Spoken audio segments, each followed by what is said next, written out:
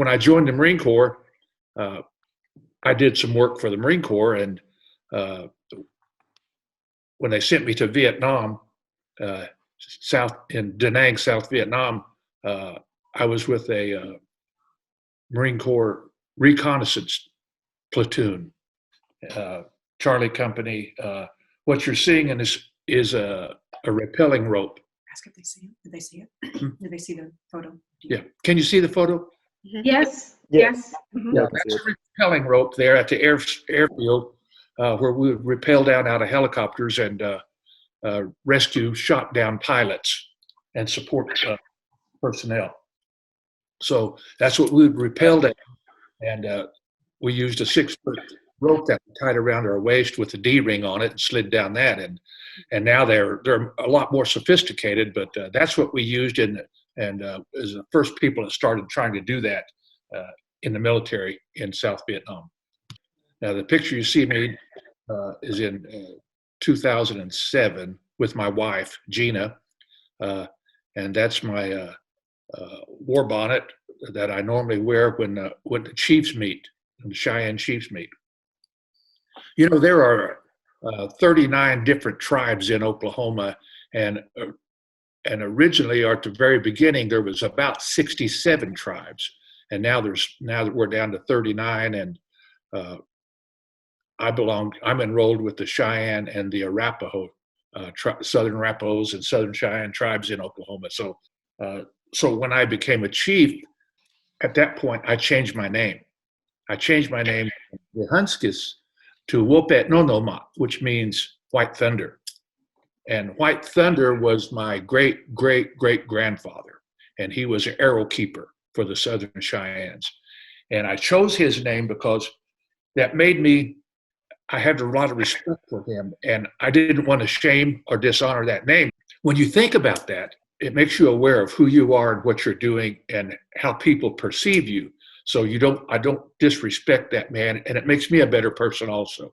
I spent 50 years in law enforcement with the Oklahoma State Bureau of Investigation as a narcotics officer, intelligence officer, as a special projects director, as assistant director, as an interim director, intelligence officer for Homeland Security, and I'm a forensic artist.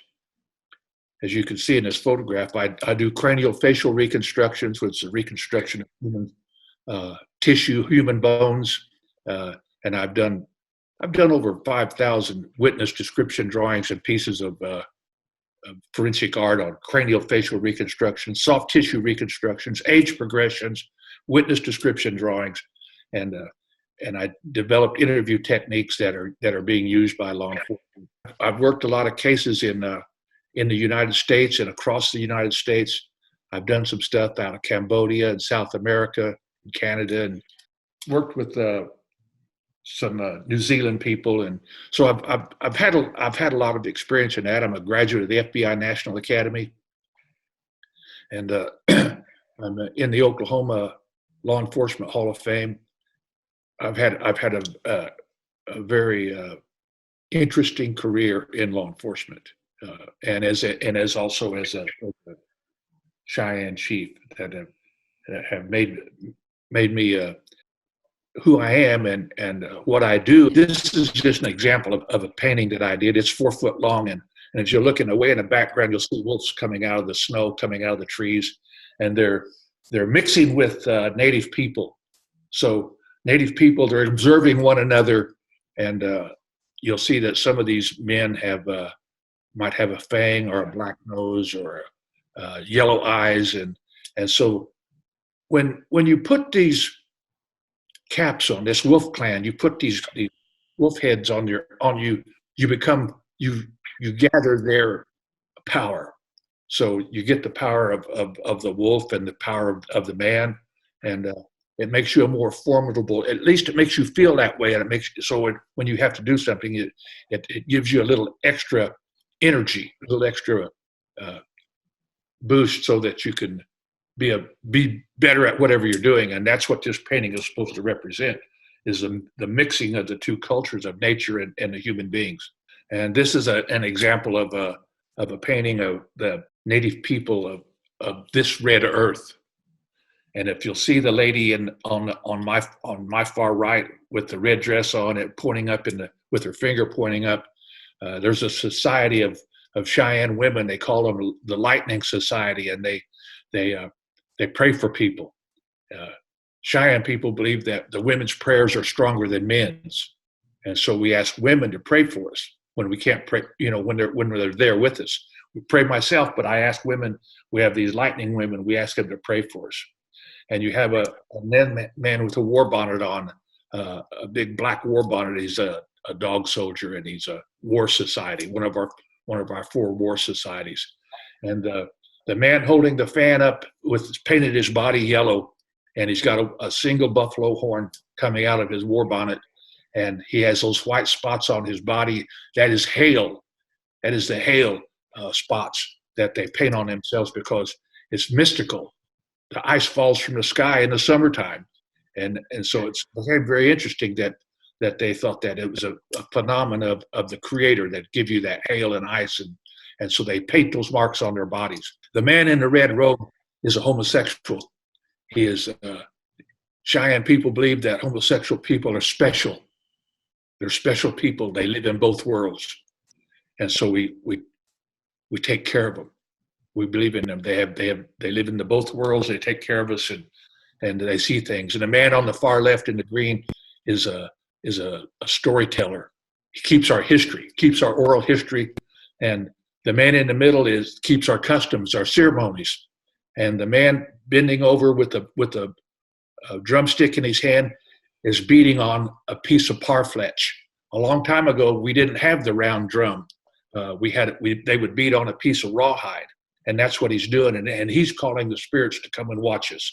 That we do the right thing and we maintain the custom ceremonies. And the buffalo skull is to remind us that we'll never decimate and kill a species like they did the buffalo. They decimated them from millions to just a few hundred. And now our Cheyenne tribe has about 500 buffaloes on our tribal land. This is a sculpture that I did. It also represents the strength and the power of animals to mix with the man. The man's wearing a buffalo cap, and one is wearing a crow medicine. It's a bronze sculpture that I did, and there's 3 heads on it. And I did 2 of them like this, and they all represent different animals. When the animal's eyes come open, they have the man has the power of whatever hat he's wearing, because the animal becomes alive and they become one. This is a blanket that I designed for the Oklahoma Centennial in 2007, and for our 100th anniversary. And I submitted this design to the committee, and it represents the stars represent the 77 counties in Oklahoma. And the bird is a scissortail, is our state bird. The colors that you see on the end of the blanket, the gold is the new day, the start of the new day, and the black is the mystery of the night. The big cross in the middle is the Cheyenne Morning Star, and we have the shield and the pipe and the olive branch, and the eagle feathers is our symbol for the Oklahoma State flag. And the eagle represents United States government, and the eagle also carries our prayers up through the hole in the sky to the Creator. In 2017, I submitted a piece of a drawing, National Native American Veterans Memorial in Washington, D.C.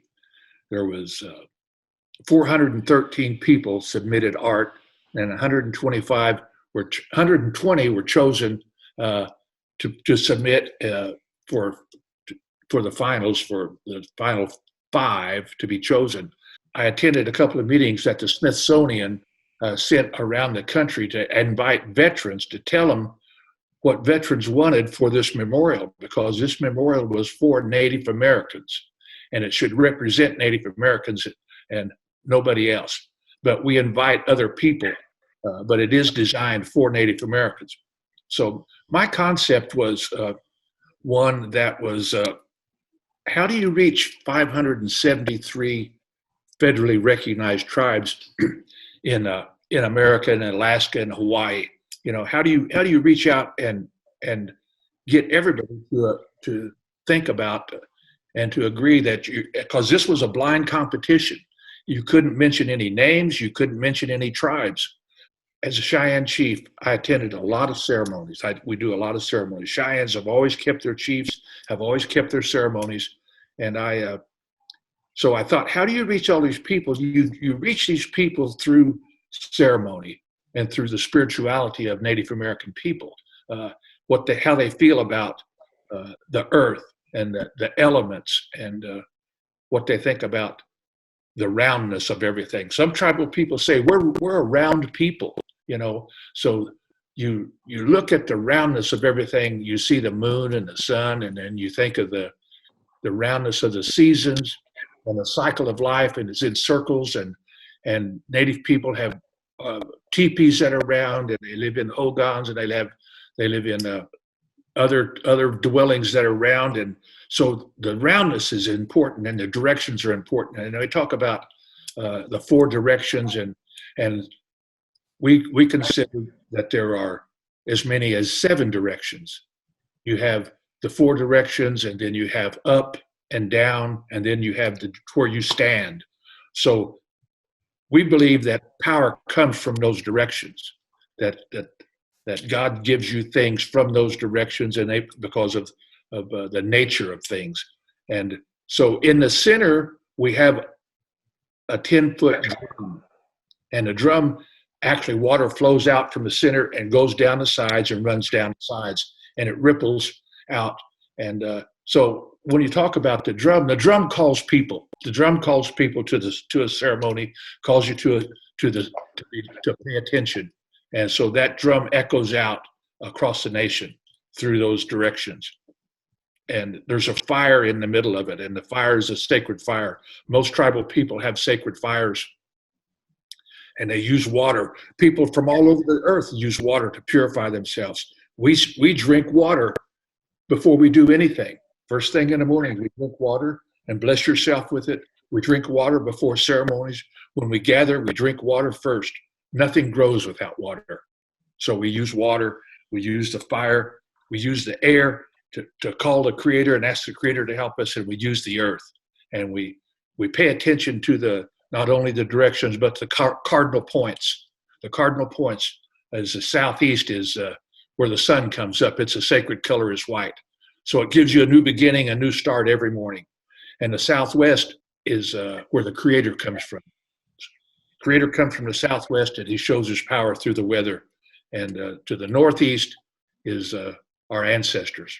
Our ancestors is the northeast, and it's the color black. And so we ask our ancestors to come and watch us to make sure that we care, we do things properly, and we pay attention to our old ceremonies. And so we included those things into the memorial, and we put lances with eagle feathers and battle streamers and a lance head. And that path you're looking at now is the path of life. That's the path that you walk throughout your whole life. And you kind of wiggle. Sometimes you get out of path, and sometimes you come back in.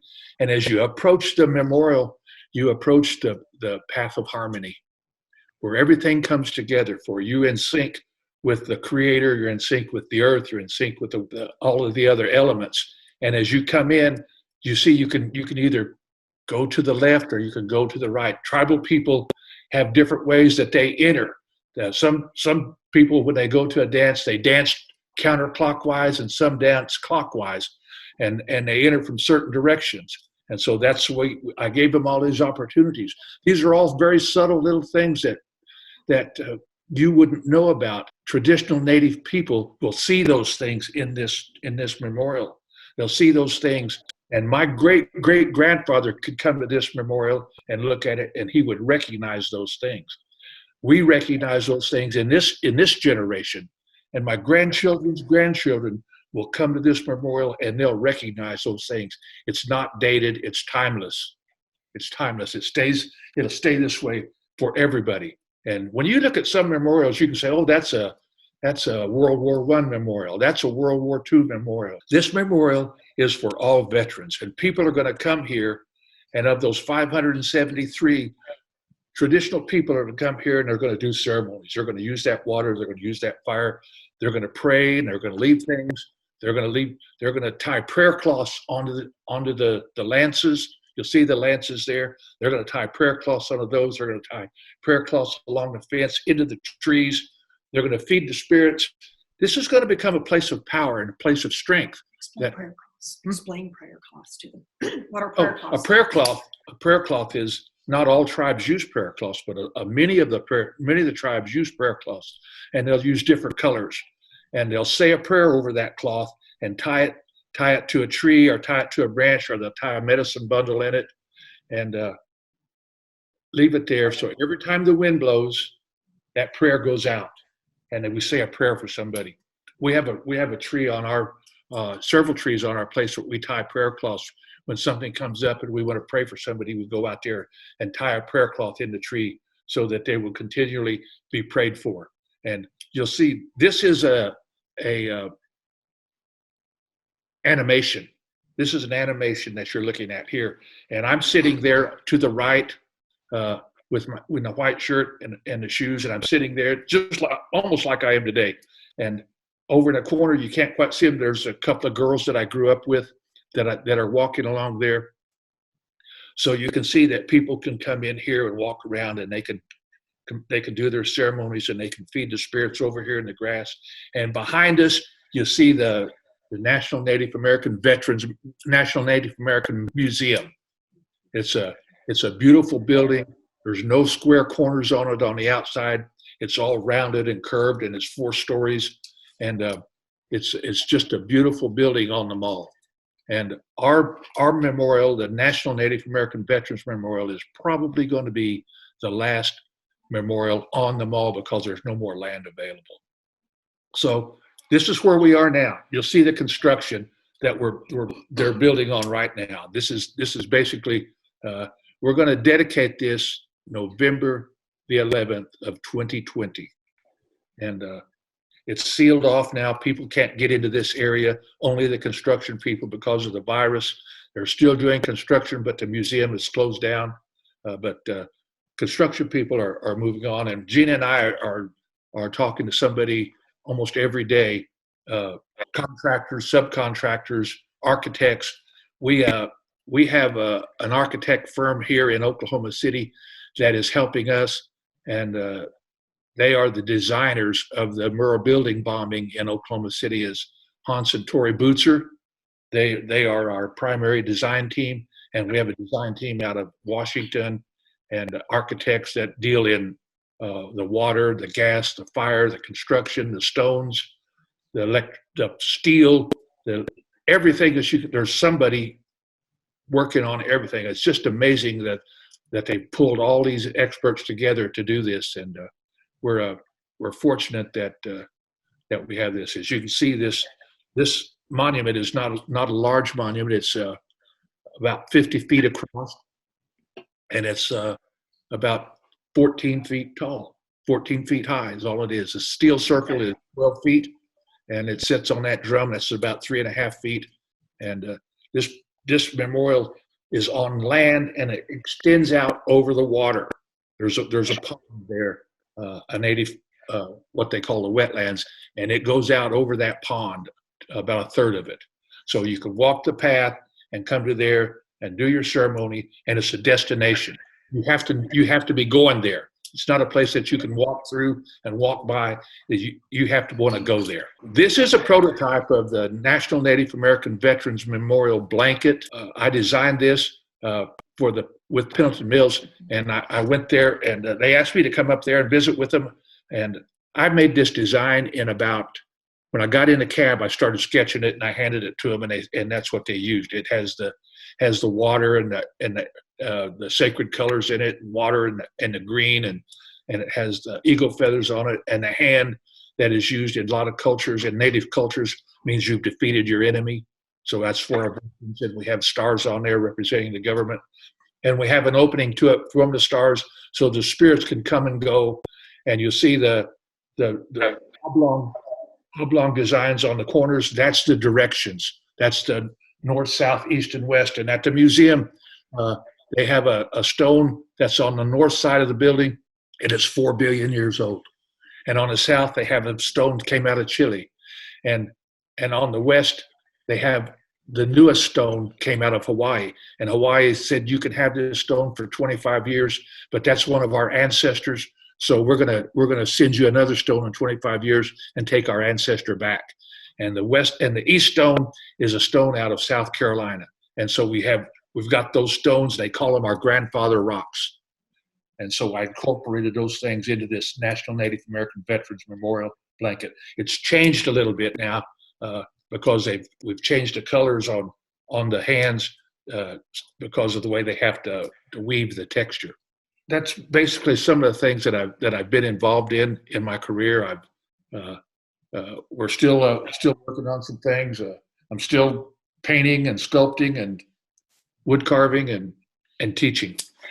So I don't know. I think I've covered a little bit of time here. I hope I've explained some things well enough for you that you might understand who I am and where we come from. And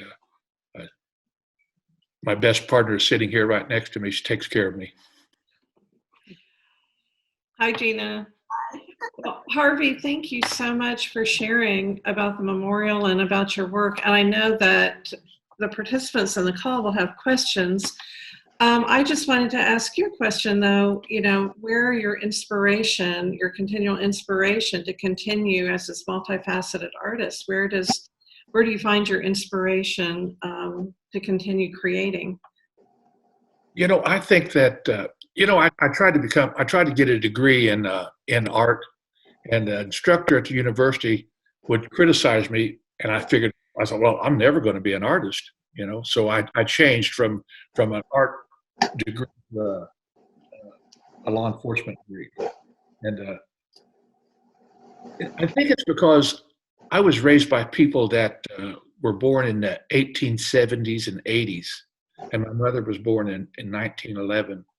And I've been around traditional Native people, and so my art has always been. I've reached out to other areas and tried to paint some other things, but I've always come back to Native art, to my art, that things that I know about, that I'm familiar with. So I paint primarily Plains Indian art. I tried painting some Southwest art early on, and you always miss something because of their cultures are different. Native people were the same, but we're different.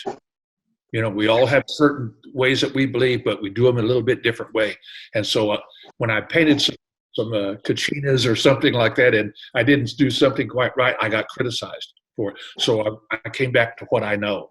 And I think that,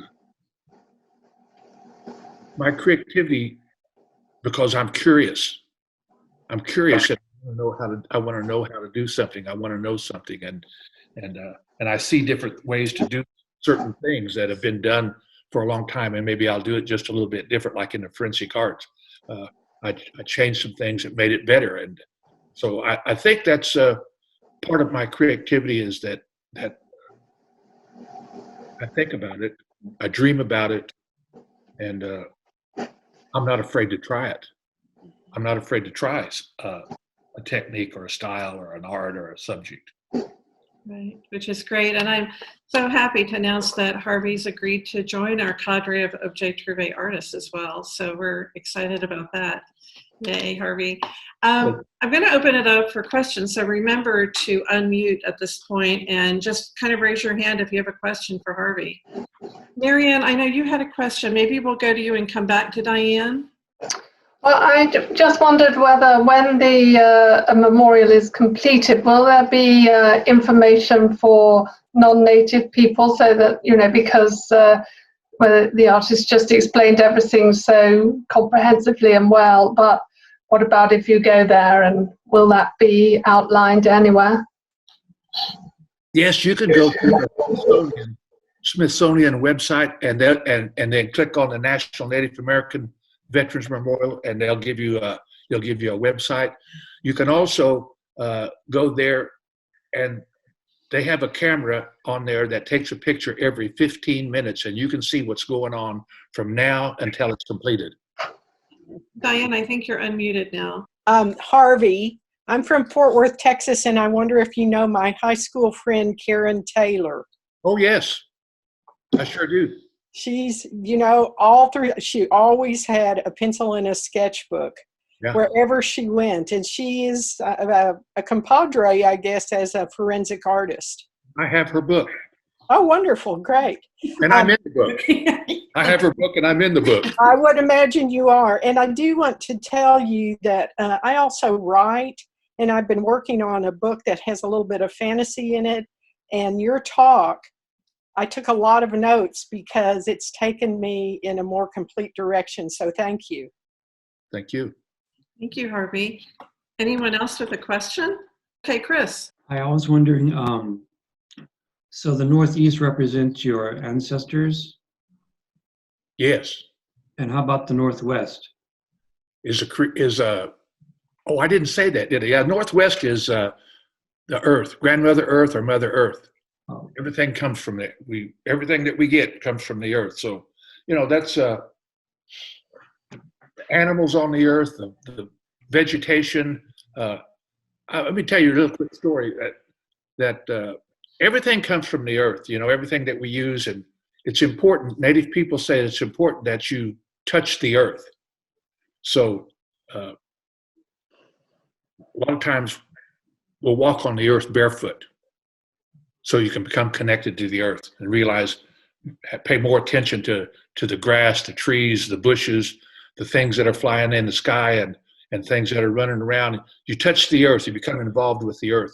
So a lot of ceremonies, that everything that we use, that's why old time people would sit on the ground rather than in chairs and stuff like that. We sit on the ground to become connected to the Earth.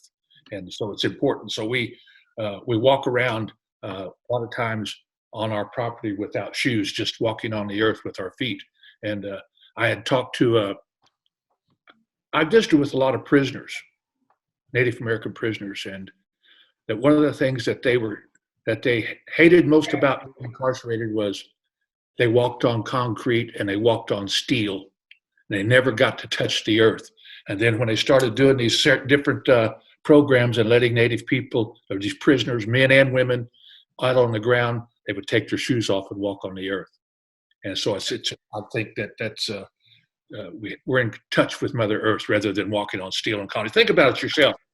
You live in a house and you got concrete floors, and you walk down the sidewalk, you get in your car and you drive it down the highway on asphalt and concrete.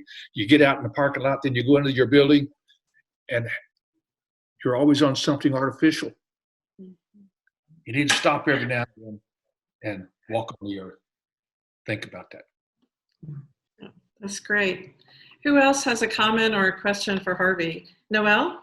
Harvey, thank you very much. I'm from Ireland, and I was curious about the comment that you made about they going to art college and the change of direction. And I would work with lots of artists, some of whom have been really inspired by their tutors and their teachers, and some who've been completely crushed, about with maybe a lecturer or a tutor.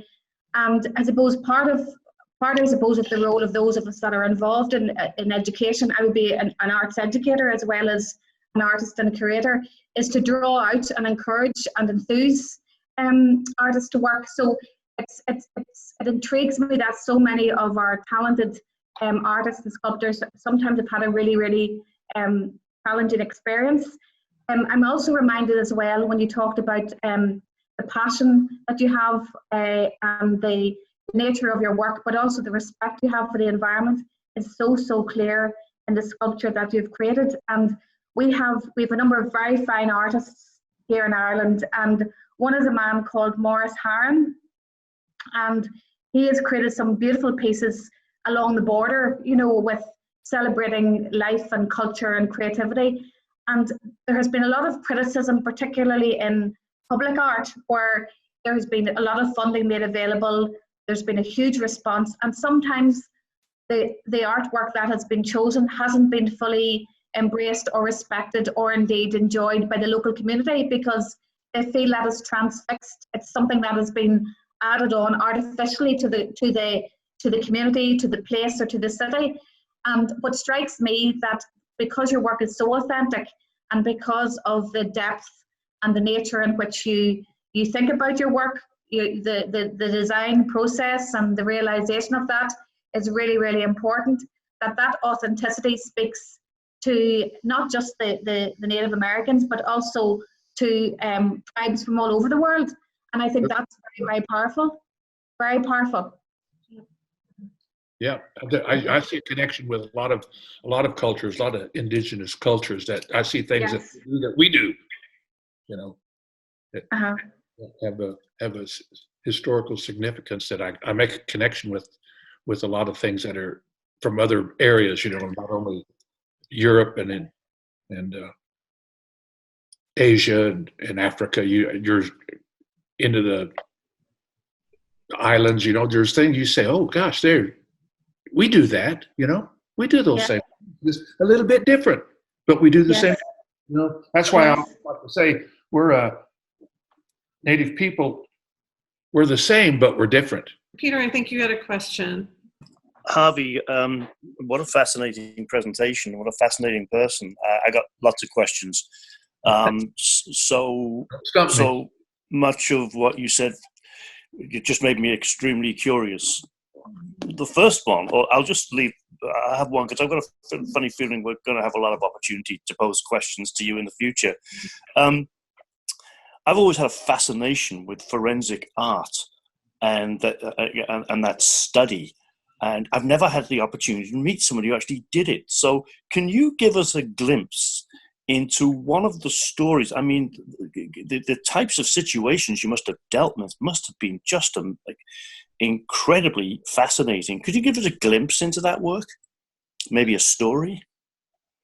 You know, when I first started, the first one I ever done, an investigator for the police department knew that I was always drawing on something, and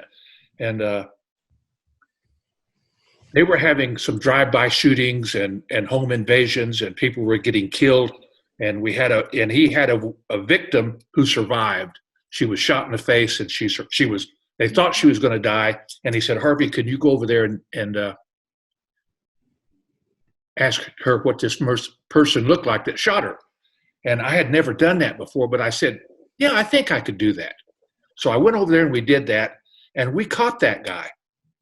We caught him by my first drawing, and if I probably had not caught that first guy, I probably would have never done another one. Huh.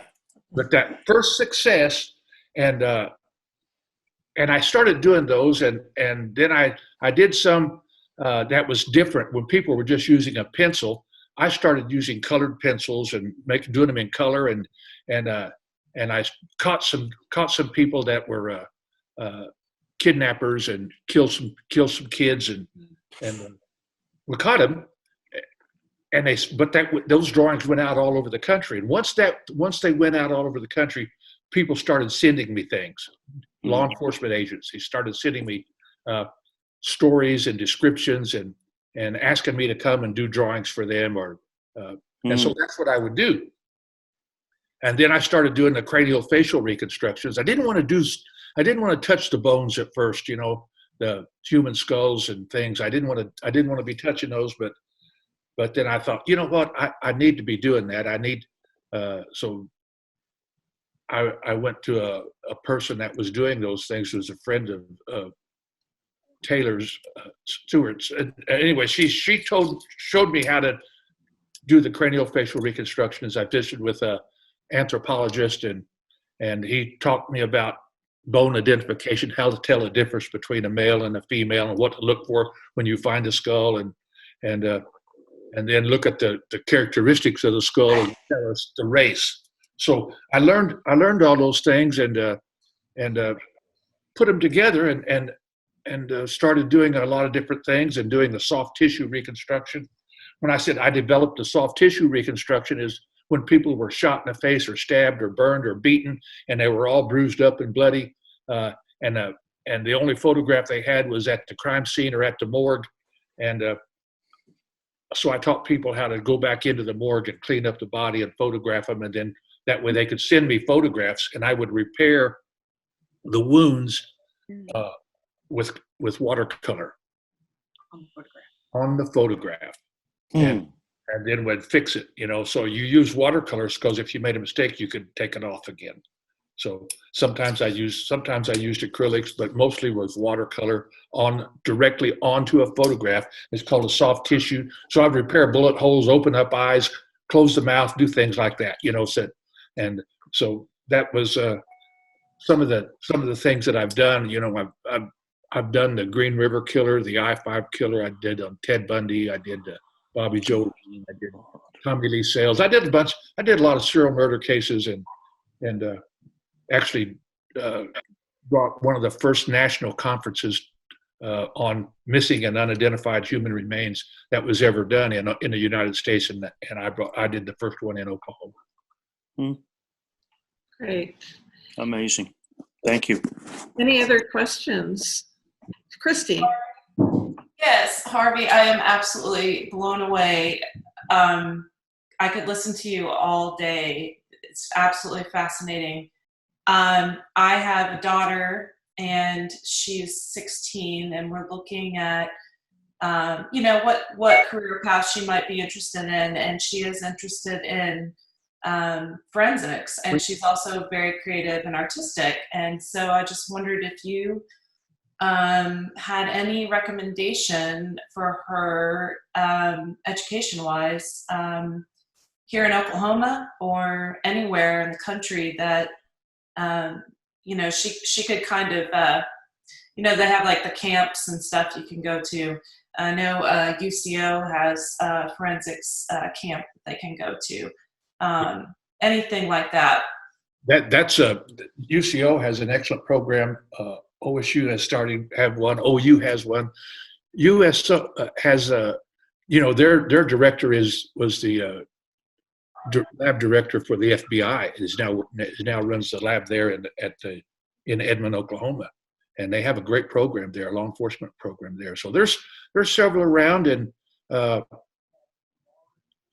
law enforcement community teaches a lot of things, but mostly they teach it to law enforcement people, rather than private citizens. And there may be an opportunity at some time that something like that may open up, but right now a lot of the FBI teaches just to law enforcement people in different states that will instruct other officers in certain fields. There's a lot of different forensic programs besides the artist. There's forensic programs now on interviewing of people, and so there's a lot of opportunities for students that we never had when I was growing up. That now there's a lot of fields that you can go to and become an expert in the forensics. Thank you. Any other questions or comments right now for Harvey? Mark? Just a quick question. When you made your presentation to Washington, D.C., who were the judges? Was this a group of white folk, or was this natives? And what did you present to them? Did you present that skyline graphic we just showed, or what? What was your presentation? The presentation was before a committee of Native American veterans from across the United States, plus some academic people from the Smithsonian. So it was a group of Native people from all over the United States that came in to look at the competition. And what I presented was